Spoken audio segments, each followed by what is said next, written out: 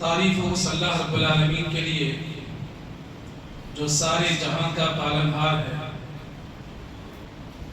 جو ساری کائنات کو چلانے والا ہے۔ وہ اللہ رب العالمین جس نے آسمان اور زمینوں کو پیدا کیا، جو اپنی تمام مخلوق کو رزق عطا کرتا ہے، وہ اللہ رب العالمین جو ساری کائنات کا خالق، مالک اور رازق ہے۔ اللہ رب العالمین کی حمد و ثنا کے بعد درود و سلام ہو تمام پیغمبروں پر، خصوصاً میرے اور آپ کے پیارے نبی رحمت للعالمین سید المرسلین امام کائنات خاتم الانبیاء امام الانبیاء سید الانبیاء محمد رسول اللہ صلی اللہ علیہ وسلم پر، جن کو اللہ رب العالمین نے ہماری طرف رشد و ہدایت بنا کر کے مبعوث کیا تھا۔ محترم حضرات، اللہ رب العالمین نے اپنی بندوں کی ہدایت کے لیے ہر دور میں اپنے پیغمبروں کو بھیجتا رہا، نبی و رسولوں کو بھیجتا رہا۔ اسی طرح اس امت محمدیہ کے پیغمبر نبی کائنات محمد رسول اللہ صلی اللہ علیہ وسلم کو ہماری طرف رہبر و مدبر بنا کر کے بھیجا۔ محترم حضرات، جہاں اللہ کے رسول صلی اللہ علیہ وسلم ہمارے لیے اتنی بڑی اہمیت رکھتے ہیں اور تمام پیغمبروں میں سب سے افضل پیغمبر ہیں اور اللہ رب العالمین کے حبیب ہیں، اللہ کے بہت قریب ہیں اور امام کائنات ہیں، اتنے بڑے پیغمبر ہیں، تو ظاہر سی بات ہے ان کی باتیں بھی اتنی اہمیت رکھتی ہیں، ظاہر سی بات ہے ان کے احکامات بھی ہمارے لیے بہت ضروری ہیں۔ جب پیغمبر اتنے بڑے ہیں تو ان کی تعلیمات بھی الحمدللہ بڑی اہمیت والی ہوتی ہیں۔ تو آج میں آپ حضرات کے سامنے سنت رسول اللہ کے نبی صلی اللہ علیہ وسلم کی سنت کو ہمیں کیسے اپنانا ہے، سنت کہتے کسے ہیں، اور سنت کو چھوڑنے سے اللہ نے کس طرح کہ گناہ کے اندر لوگ ملوث ہوتے ہیں، وہ آج میں آپ حضرات کے سامنے بیان کروں۔ جب اللہ کے نبی کی بات آئی ہے تو ایک بات میں بتاتے ہوئے آگے چلوں کہ اللہ کے رسول ہمارے لیے کتنی بڑی اہم شخصیت ہے اور اللہ کی طرف سے کتنی بڑی نعمت ہے۔ آپ قرآن اٹھا، توجہ چاہوں گا نوجوانوں سے تھوڑا ٹیک چھوڑیں، خطیب کی طرف دھیان دیں۔ آدھا گھنٹہ ہمارے پاس ہوتا ہے، مشکل سے جمعہ میں ہم ایک مرتبہ حاضر ہوتے ہیں دین کو سمجھنے اور سمجھانے کے لیے۔ ایسے وقت میں خطیب کی طرف دھیان دیں تاکہ ہم قرآن حدیث کی باتیں سن کر کے اپنے ایمان کو تازہ کر سکیں انشاءاللہ۔ مطلب حضرات، پورا قرآن آپ اٹھائیں، سورہ فاتحہ سے لے کر سورہ ناس تک، پورے قرآن میں آپ یہ دیکھیں اللہ تبارک و تعالیٰ نے بہت ساری نعمتیں اپنے بندوں کو عطا کی، لیکن پورے قرآن میں کبھی اللہ نے یہ نہیں کہا کہ یہ نعمتیں تمہیں عطا کر کے میں نے تم پر احسان کیا، کبھی اللہ نے نہیں کہا۔ اللہ تبارک و تعالیٰ نے آسمان بنایا، کبھی یہ نہیں کہا کہ میں نے تم پر احسان کیا۔ اللہ نے ہمارے لیے زمین بنائی، کبھی اللہ نے یہ نہیں کہا کہ میں نے تم پر احسان کیا۔ اللہ نے چاند و سورج ہمارے لیے بنائے، قرآن میں کبھی اللہ نے یہ نہیں کہا کہ میں نے تم پر احسان کیا۔ اللہ ہمیں اولاد دیتا ہے، کبھی یہ نہیں کہا کہ میں نے تم پر احسان کیا۔ اللہ ہماری بیماری کی شفا کرتا ہے، کبھی اللہ نے یہ نہیں کہا کہ میں نے تم پر احسان کیا۔ اللہ ہمیں ہر طرح کی پریشانیوں سے بچاتا ہے، کبھی اللہ نے یہ نہیں کہا کہ میں نے تم پر احسان کیا ہے۔ لیکن سبحان اللہ، جہاں میرے اور آپ کے پیغمبر محمد رسول اللہ صلی اللہ علیہ وسلم کی بات آتی ہے تو قرآن میں اللہ رب العالمین نے فرمایا لَقَدْ مَنَّ اللَّهُ عَلَى الْمُؤْمِنِينَ إِذْ بَعَثَ فِيهِمْ رَسُولًا، نبی رسول کو محمد کو میں نے تمہارے پاس بھیج کر کے میں نے تم پر بہت بڑا احسان کیا۔ نبی کا ہمارے لیے بھیجا جانا یہ اللہ کے لیے ہمارے لیے اللہ کی طرف سے بڑی احسان کی بات ہے۔ میرے عزیز دوستو، ایسے پیغمبر کی ہم امتی ہیں تو ہمیں چاہیے کہ اللہ کے رسول کی چھوٹی چھوٹی سنتیں، بڑی بڑی سنتیں، ہر سنتوں کا خیال رکھیں۔ دیکھیے، ہم حقیقت میں محبت رسول کا معنی ہوتا کیا ہے؟ محبت رسول کا معنی یہ نہیں ہے کہ سر پر سفید ٹوپی ہو، لمبی داڑھی ہو، ہاتھ میں تسبیح ہو، سفید چھپا ہو، یہ محبت نہیں ہے۔ صبح نماز کے بعد کھڑے ہو کر کے جو ہے سلام پڑھا جائے، یہ محبت نہیں۔ نبی کے نام پر نعت خوانیاں کی جائے، بڑے بڑے جلوس کیے جائیں، یہ محبت نہیں۔ محبت یہ ہوتی ہے کہ اللہ کے رسول صلی اللہ علیہ وسلم کی ہر چھوٹی، ہر بڑی، ہر باریک سے باریک سنت کو اپنانا، ان کی حدیث کو اپنانا، ان کے طریقے پر عمل کرنا، اسے محبت کہا جاتا ہے۔ میرے عزیز دوستو، سنت کو صحابہ کرام اور دیگر سلف صالحین کس طرح سے اسے حاصل کر کے اس پر عمل کرتے تھے اور کتنی باریکی کے ساتھ خیال رکھتے تھے۔ آج میں ایک بڑی باریکی کی بات بتانے جا رہا ہوں، توجہ چاہوں گا ہمارے بھائیوں سے، ہماری ماں بہنوں سے۔ بڑی پیاری بات ہے، تھوڑی دیر کے لیے اپنے دل و دماغ کو میری طرف متوجہ دیں۔ انشاءاللہ یہ دین کی باتیں ہمارے اس ایمان کو تازہ کرنے کے لیے کافی ہے انشاءاللہ۔ میرے عزیز دوستو، آج لوگ کہتے ہیں، کسی نے مجھ سے کہا گزشتہ جمعہ میرا جمشید پور جھارکھنڈ میں تھا، تو جمعہ کے بعد ایک شخص نے مجھ سے کہا کہ مولانا آپ نے اتنا اچھا خطبہ دیا، آپ نے نماز پڑھائی، آپ نے نماز کے بعد دعا آپ نے کیوں نہیں کی؟ آپ نے دعا نہیں کی، دوسرے مسجد میں دعا ہوتی ہے، آپ نے ہاتھ اٹھا کر کے دعا نہیں کی، دعا ایک عبادت ہے۔ تو میں نے اس سے کہا اچھی بات ہے، دعا عبادت ہے، دعا ہو عبادت، دعا اللہ کی عبادتوں میں سے عبادت ہے، لیکن یہ بات ہمیشہ یاد رکھیں، کوئی بھی عبادت اس میں کتنا ہی فائدہ کیوں نہ ہو، یا کوئی بھی اچھا کام اس میں کتنا ہی فائدہ کیوں نہ ہو، یا کوئی بھی بھلائی والا کام اس میں کتنا ہی لوگوں کو فائدہ کیوں نہ ہو، اگر اس کام کو اللہ اس کے رسول نے کرنے کا حکم دیا ہے تب وہ عبادت ہے۔ اگر اس کا حکم قرآن حدیث میں نہیں ہے تو وہ عبادت بولو نہیں کہلا سکتا۔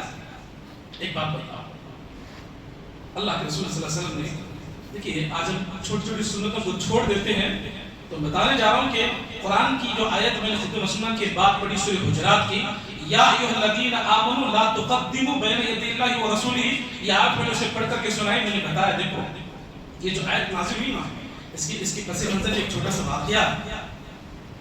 ایک مرتبہ اللہ کے نبی ایک لشکر کو جنگ کے لیے روانہ کرنا چاہتے تھے، ایک لشکر کو جنگ کے لیے روانہ کرنا چاہتے تھے۔ جمعرات کا دن تھا، ابو بکر صدیق رضی اللہ تعالیٰ عنہ، عمر فاروق رضی اللہ تعالیٰ عنہ دونوں آپس میں تکرار کر رہے تھے۔ کیا کر رہے تھے؟ آپس میں تکرار کر رہے تھے۔ ابو بکر کہہ رہے تھے کہ اللہ کے نبی اس لشکر کا سپہ سالار فلاں کو بنائیں گے۔ عمر فاروق رضی اللہ تعالیٰ عنہ کہہ رہے تھے کہ نہیں، اللہ کے نبی فلاں کو سپہ سالار بنائیں گے۔ آپس میں گفتگو میں ہو رہی تھی، اتنے میں محمد رسول اللہ صلی اللہ علیہ وسلم تشریف لائے۔ نبی نے کہا جب میں تمہارے پاس موجود ہوں آپس میں اختلاف کیوں کرتے ہو؟ جب میں تمہارے درمیان ہوں آپس میں اختلاف کیوں کرتے ہو؟ اللہ کے نبی صلی اللہ علیہ وسلم نے ایک صحابی نام یاد رکھ کر کے جائے، ایک صحابی جن کا نام عبداللہ رضی اللہ تعالیٰ عنہ، اللہ کے نبی نے حضرت عبداللہ رضی اللہ تعالیٰ عنہ کو سپہ سالار بنایا، اور بنانے کے بعد کہا بات پر غور کریں، نبی نے فرمایا کل صبح فجر کی نماز کے بعد اس لشکر کو لے کر کے تمہیں جنگ کے لیے روانہ ہونا ہے، اور یہ نبی کا حکم ہے، یہ میرا پیغام ہے۔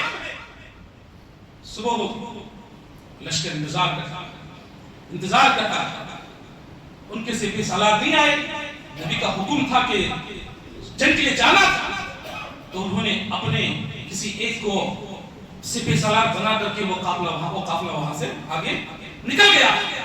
جب جمعہ کا وقت آیا، اللہ کے نبی صلی اللہ علیہ وسلم جمعہ کا خطبہ دے رہے تھے۔ جمعہ کے خطبے کے دوران دیکھا کہ عبداللہ خطبے میں سامنے بیٹھے ہوئے، اللہ سبحان اللہ۔ خطبہ ختم ہونے کے بعد اللہ کے نبی صلی اللہ علیہ وسلم نے عبداللہ رضی اللہ تعالیٰ عنہ سے کہا کہ عبداللہ ہم نے آپ کو جانے کے لیے کہا تھا، ہم نے آپ کو سپہ سالار بنایا تھا، ہم نے آپ کو ایک اس لشکر کا کمانڈر بنایا تھا، تو آپ ان کے ساتھ کیوں نہیں گئے؟ پوائنٹ، لوگ کہتے ہیں نا کام کتنا ہی اچھا کیوں نہ ہو۔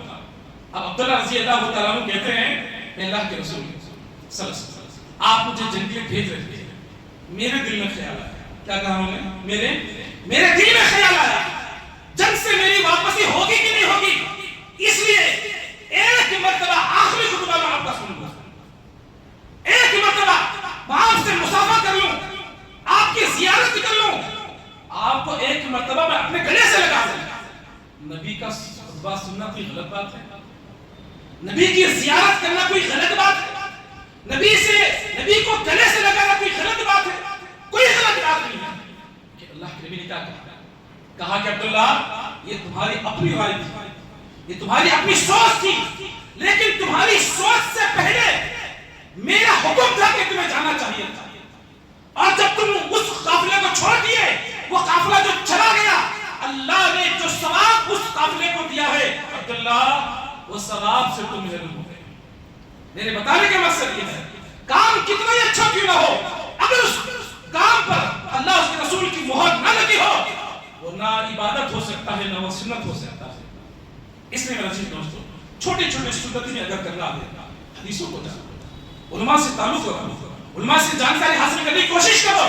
ظاہر سی بات ہے جو موبائل ہم خریدتے ہیں، دکان جاتے ہیں، کتنی جانکاری رکھتے ہیں، کون سی کمپنی کا ہے، کہاں کا ہے، کتنا ہے، کتنا چلے گا، کتنا پرائز ہے۔ آدھا گھنٹہ بات چیت ہونے کے بعد، طے ہونے کے بعد، جب پوری جانکاری حاصل کرنے کے بعد ہم اسے خریدتے ہیں، جس حدیث کو عمل کر کے ہمارا فیصلہ جنت اور جہنم کا ہوگا، اس کے بارے میں مجھے اور آپ کو کتنی تحقیق کرنی چاہیے، تحقیق کرنی چاہیے۔ اور جب اللہ کے رسول کی حدیث سامنے آ جائے، عزیز دوستو ساری دنیا ایک طرف، اللہ کے رسول کی حدیث کس نے کہا، کیا کہا، کیوں کہا، کب کہا، یہ مومن کبھی یہ سوچتا نہیں۔ حدیث آ گئی، سارے مسائل ختم۔ نبی کی حدیث پر عمل کرنے کا جذبہ اگر دیکھنا ہے تو صحابہ کی زندگیاں پڑھیں، صحابہ کی سیرت کو پڑھیں۔ ایک مرتبہ نبی کی زبان سے نکلا ہوا حکم جو ہے سر آنکھوں پر لے کر کس طرح عمل کرتے تھے، اللہ اکبر۔ لیکن آج ہم سے کتنی سنتیں چھوٹتی ہیں، اللہ معاف فرمائے۔ جمعہ کا خطبہ دے رہے ہیں، لوگ مسجدوں کی طرف آ رہے تھے، کوئی وہاں بیٹھا ہے، کوئی صحابہ کرام مسجد میں بیٹھے ہیں، اور آتے آتے ایک صحابی جو ہے حضرت عبداللہ رضی اللہ تعالیٰ عنہ مسجد میں داخل ہونے والے تھے، اتنے میں درمیان میں ایک شخص کھڑا ہو گیا۔ جمعہ کے دوران اللہ کے نبی نے اس شخص سے کہا، اے فلاں تم کیوں کھڑے ہو، بیٹھ جاؤ۔ نبی نے کیا کہا، اجلس، تم بیٹھ جاؤ۔ یہ جو بیٹھ جا نبی کی زبان سے جو نکلا، اللہ کے نبی نے فلاں کو کہا تھا کہ تم بیٹھ جا، لیکن وہاں جودوں میں دہلیز میں حضرت عبداللہ رضی اللہ تعالیٰ عنہ بیٹھ گئے، عبداللہ بن مسعود رضی اللہ تعالیٰ عنہ بیٹھ گئے۔ اللہ کے نبی نے کہا، عبداللہ بن مسعود آپ کیوں بیٹھے ہو، آپ کیوں بیٹھے ہو؟ میں نے آپ کو نہیں، میں نے فلاں کو بیٹھنے کے لیے کہا تھا، آپ اندر آ جاؤ۔ حضرت عبداللہ بن مسعود رضی اللہ تعالیٰ عنہ کہتے ہیں، اے اللہ کے رسول میں مسجد کی طرف آ رہا تھا، میرے قدم جو ہے مسجد کی طرف بڑھ رہے تھے، میرے کان میں آپ کا حکم سنائی دیا، بیٹھ جا۔ اگر آپ کا حکم سننے کے بعد یہ ایک قدم بھی اگر میرا آگے بڑھتا تو وہ مسجد کی طرف نہیں بلکہ جہنم کی طرف جاتا۔ چھوٹی چھوٹی سنتوں کو آج ہم کیوں آرام سے چھوڑ دیتے ہیں۔ میرے عزیز دوستوں اگر ہمیں سچا پکا اہل حدیث کہلانا ہے، توحید پرست کہلانا ہے، نبی کا اگر عاشق کہلانا ہے تو نبی کی سنتوں کو اپنی زندگی میں لاؤ اپنی زندگی میں۔ ہمارا غور کرنے کی بات ہے کہ آج ہماری عبادتیں سنت کے مطابق ہیں، کہ آج ہماری ریاستیں سنت کے مطابق ہیں، کہ آج ہماری صحبتیں سنت کے مطابق ہیں، کہ آج ہمارے دعوتی کام سنت کے مطابق ہے، کہ آج ہمارا لوگوں سے ملنا سنت کے مطابق ہے، کہ آج ہمارے بچوں کی تربیت سنت کے مطابق ہے، کہ آج ہمارا حلیہ سنت کے مطابق ہے، کہ آج ہمارے چہرے سنت کے مطابق ہے، کہ آج ہمارا لباس سنت کے مطابق ہے، ہماری بہنوں کا لباس پردے کا لباس کیا سنت کے مطابق ہے، کہ آج ہمارے گھروں میں تربیت سنت کے مطابق ہے؟ نہیں ہے۔ آج نہیں ہونے کی وجہ سے یہ ساری پریشانیاں آج مسلمانوں پر آ رہی ہیں۔ افسوس ہوتا ہے کبھی چہرے کو دیکھ کر کے دل میں خوشی ہوتی ہے تو کبھی چہرے کو دیکھ کر کے دل میں غم بھی ہوتا ہے۔ توحید پرست ہیں، چہروں پر داڑیاں نہیں ہیں۔ اللہ رحم فرمائے۔ نوجوانوں اللہ نے آج موقع دیا ہے، انشاءاللہ مسجد اہل حدیث حضور میں آپ مرکزی مسجد میں بیٹھے ہوئے انشاءاللہ وعدہ کر کے جاؤ، آج کے بعد میری جان چلی جائے میں سنت نہیں چھوڑوں گا۔ نوجوانوں اللہ تمہیں موقع دے رہا ہے، یہ سنت ہے اس رسول کی جو دنیا کے سب سے خوبصورت انسان تھے۔ یوسف علیہ السلام تو وہ تھے جن کے لیے ہاتھوں کی انگلیاں کٹ جایا کرتی تھی۔ میرے اللہ کے رسول میرے نبی اور کائنات کے امام تو وہ تھے جن کے لیے گردنیں کٹ جایا کرتی تھی۔ میرے عزیز دوستو اللہ کے لیے یہ عہد کر کے جاؤ میں اپنے چہرے کو سنت طریقے سے اپناؤں گا, نبی کے چہرے کو جو ہے میں نبی کے چہرے جیسا بناؤں گا, آج کے بعد میں داڑھی چھوڑوں گا, یہ عزم لے کر کے جائیں اور ہر سنت پر عمل کروں گا انشاءاللہ. اللہ تبارک و تعالیٰ آپ کی نیتوں کے مطابق اللہ تعالیٰ آپ کو عطا کرے گا انشاءاللہ. میرے عزیز دوستو اختلاف ہمارے اندر بھی ہوتا ہے, اختلاف ہمارے اندر بھی ہوتا ہے, بہت سارے مسئلے ہمارے اندر بھی ہوتے ہیں, صحابہ کرام کے اندر بھی اختلاف ہوا کرتا ہے. جب صحابہ کرام کے اندر اختلاف ہوتا تھا تو سنت کو سامنے رکھ کر کے اپنے مسئلے کو حل کرتے تھے. آج ہمارے اندر جب اختلاف ہوتا ہے تو ہم کس چیز کو سامنے رکھ کر کے مسئلہ حل کرتے ہیں؟ جب کوئی بات آتی ہے فلاں ہمارے امام کے پاس نہیں, جب کوئی بات آتی ہے ہماری فلاں حدیث ہماری کتاب میں نہیں ہے. میرے عزیز دوستو آؤ تین باتیں بتا کر کے انشاءاللہ اپنے خطبے کو میں ختم کرتا ہوں. نبی کے دور میں تین بڑے بڑے اختلاف ہیں. کتنے خطبے, کتنے اختلاف؟ تین اختلاف ہوئے, اور تینوں اختلاف میں صحابہ کرام نے کسے پیمانہ بنایا وہ آپ کو بتانا چاہتا ہوں. سب سے پہلا اختلاف جو صحابہ کرام میں ہوا وہ کیا تھا؟ وہ یہ تھا کہ حضرت ابوبکر صدیق رضی اللہ تعالیٰ عنہ یمن گئے ہوئے تھے. یمن سے واپسی کے دوران یہاں اللہ کے رسول مدینے میں بیمار, اللہ کے رسول بیمار, یہاں تک کہ یمن سے واپس ہوتے ہوتے واپس آنے تک اللہ اکبر اللہ کے پیارے نبی محمد رسول اللہ صلی اللہ علیہ وسلم کا انتقال ہو چکا تھا, دنیا سے جا چکے تھے. جیسے اللہ کے رسول کا انتقال, محبت صحابہ کی دیکھیے, محبت میں آ کر کے, جذبے میں آ کر کے عمر فاروق نے تلوار اپنے میان سے نکال اور مدینہ کی گلیوں میں جا رہے ہیں اور کہہ رہے تھے اگر کوئی یہ کہے گا کہ نبی انتقال کر گئے اس کی گردن کو میں اڑا دوں گا. محبت عقیدہ نہیں, محبت. اب صحابہ کرام بڑے کس کی بات مانا؟ ابوبکر صدیق رضی اللہ تعالیٰ عنہ آئے, صحابہ ابوبکر صدیق رضی اللہ تعالیٰ عنہ کا انتظار کر رہے تھے. ابوبکر صدیق رضی اللہ تعالیٰ عنہ قربان جاؤ, ایک طرف عمر فاروق رضی اللہ تعالیٰ عنہ کے غصے کو دیکھا, ایک طرف صحابہ کرام کے اطمینان کو دیکھا, دوسری طرف اللہ نبی صلی اللہ علیہ وسلم کی جو ہے جسم میں دخل رکھا ہوا. قریب گئے, جانے کے بعد نبی کے چہرے سے چادر کو ہٹایا اور نبی کے پیشانی پر بوسہ دیا. کیا دیا؟ بوسہ دیا. اور دینے کے بعد منبر رسول پر کھڑے ہو گئے. کھڑے ہونے کے بعد دیکھا کہ امت میں اختلاف ہے, یا عمر فاروق کے بات پر لوگ پریشان ہیں. اگر کوئی یہ کہے گا کہ نبی کا انتقال ہوا ہے اس کے تن کو, اس کی گردن کو تن سے جدا کر دوں گا. عمر فاروق رضی اللہ تعالیٰ عنہ نے کہا من کان یعبد اللہ محمدا قدمات, جان لو جو نبی صلی اللہ علیہ وسلم کی اتباع کرتا تھا وہ نبی مر چکے ہیں, وہ نبی مر چکے ہیں. ومن کان یعبد اللہ فقد حی لا یموت, اور جو اللہ کی عبادت کرتا تھا وہ ہمیشہ زندہ رہے گا, اسے موت نہیں آ سکتی. سننے کے بعد قرآن کی آیت کو پیش کیا, اور پیش کرنے کے بعد کہا کہ اے عمر قرآن کی آیت تم سنو جس میں اللہ نے کہا اس سے پہلے کے لوگوں کو بھی موت آئی ہے, اس سے پہلے کے پیغمبروں کو بھی اللہ نے موت دی ہے. جب یہ بات قرآن کی آیت کو, جب اللہ کے نبی صلی اللہ علیہ وسلم کی بات کو جب پیش کیا, عمر فاروق نے اپنی تلوار پھینک دی اور کہا کہ آمنا وصدقنا, میں ایمان لاتا ہوں آپ کے بات پر, قرآن کی آیتوں پر. جب اللہ کے رسول کی ایک حدیث کو جب پیش کیا عمر ابوبکر صدیق رضی اللہ تعالیٰ عنہ نے سارا مسئلہ, یہ پہلا اختلاف صحابہ کرام کا. ابھی مسلسل پیچھے تو اور اختلاف ہے. نبی کا جسم اندر آپ کو جو ہے رکھا گیا ہے, ابھی آپ کو دفنایا نہیں گیا. اب یہ اختلاف پیدا ہوا کہ اللہ کے نبی صلی اللہ علیہ وسلم کو کہاں دفنایا جائے گا, کیا کیا جائے گا, کہاں دفنا جائے گا.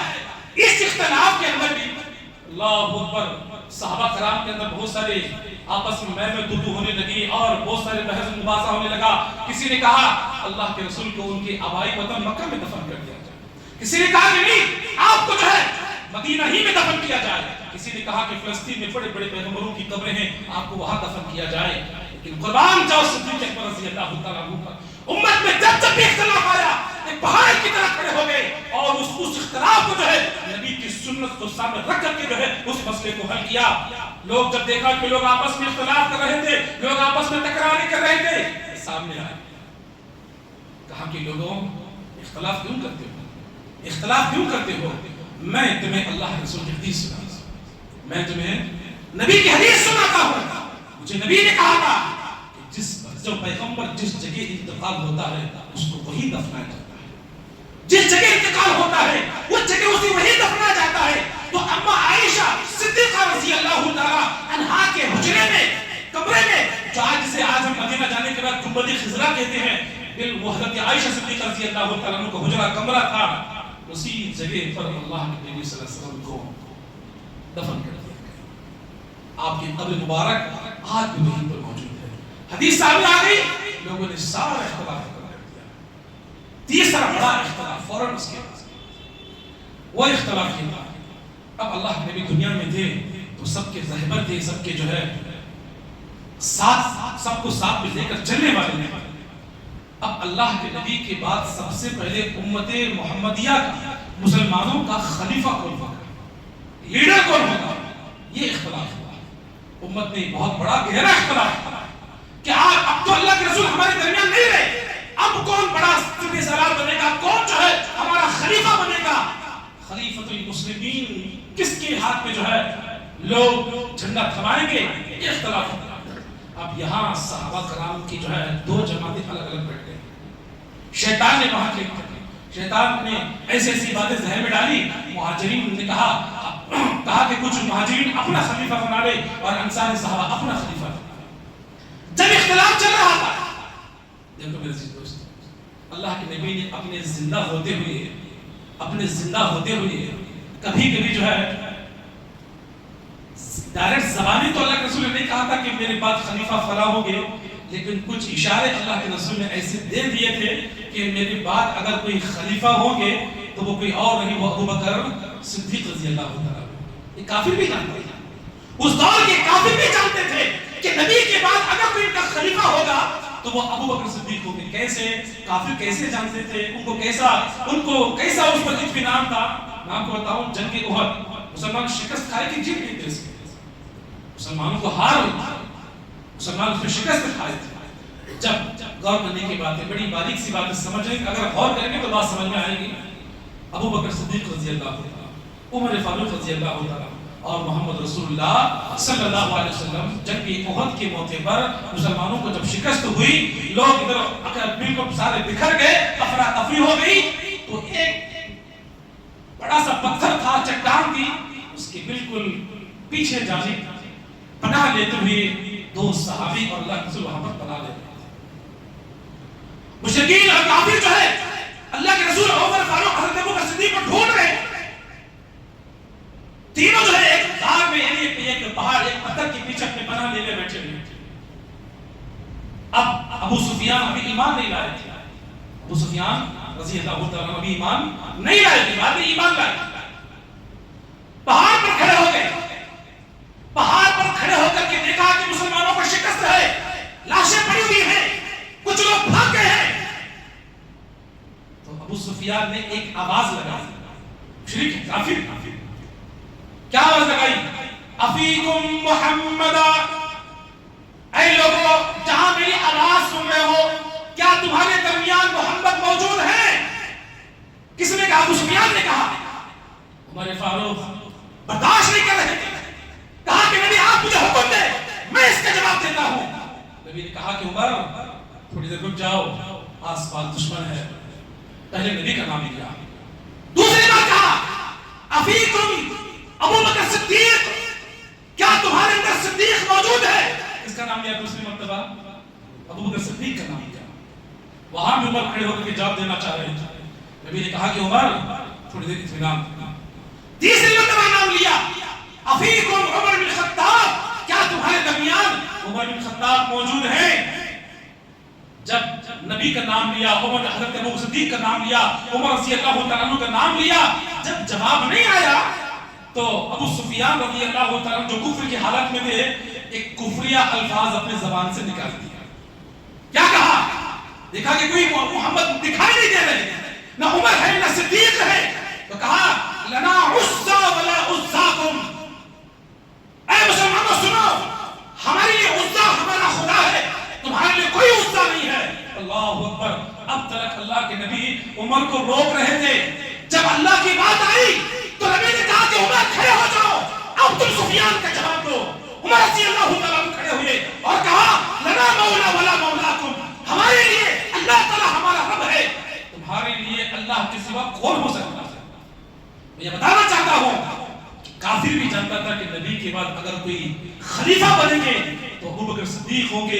جب صحابہ آپس میں لڑ رہے تھے، آپس میں تکراریں کر رہے تھے کون خلیفہ بنے گا، عمر فاروق حضرت ابو بکر صدیق رضی اللہ تعالیٰ عنہ آئے، کہا کہ لوگوں آپس میں اختلاف کیوں کرتے ہو، آپس میں اختلاف کیوں کرتے ہو، میں تمہیں اللہ کے رسول کی حدیث سناتا ہوں۔ فرمایا اللہ کے نبی نے فرمایا تھا الائمۃ من القریش، میرے بعد اگر کوئی خلیفہ ہوگا تو وہ قریش میں سے ہوگا، اور ابو بکر صدیق رضی اللہ تعالیٰ عنہ قریش خاندان میں سے تھے۔ جیسے حدیث کو حضرت عمر فاروق رضی اللہ تعالیٰ عنہ نے سنا، آگے بڑھے، ابو بکر صدیق رضی اللہ تعالیٰ عنہ کا ہاتھ آگے بڑھ کر کے کہا میں اس بات کی تصدیق کرتا ہوں کہ ہمارے خلیفہ ابو بکر صدیق رضی اللہ تعالیٰ عنہ ہیں۔ میرے عزیز دوستو باتیں بہت ہیں، وقت ہمارے پاس کم ہے، اللہ کے لیے نبی کے ہم سچے پکے امتی ہیں تو عمل کے طور پر بھی ہمیں عمل کر کے دکھانا چاہیے۔ اللہ تعالیٰ سے میں دعا کرتا ہوں اللہ تعالیٰ مجھے اور آپ کو نبی کی ہر چھوٹی بڑی صحیح سنتوں پر عمل کرنے کی توفیق عطا فرمائے۔ اللہ تعالیٰ ہمیں نبی صلی اللہ علیہ وسلم کے اخلاق اور ان کی زندگی میں جو کہ پیغامات ہیں اس کے مطابق زندگی گزارنے کی توفیق عطا فرمائے۔ آمین یا رب العالمین۔ اقول قولی ھذا استغفر اللہ لی ولکم ولسائر المسلمین، الحمد للہ رب العالمین۔